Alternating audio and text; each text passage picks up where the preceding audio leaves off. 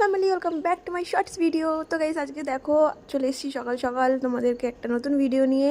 তো গাইস ঘরের কাজ সকাল সকাল শেষ করার পর জল ভরে এসে আর আমি এখন খাচ্ছি শরবত পেট ঠান্ডা করার জন্য।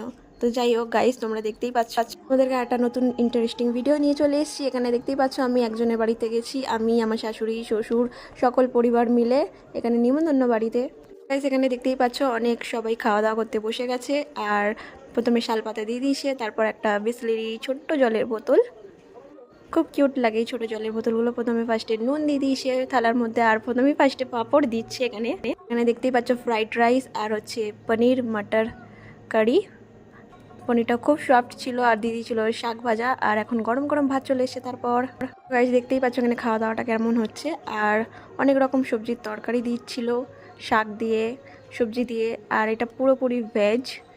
তারপর সেখানে গাইস চলে এসছে ভেজ ডাল।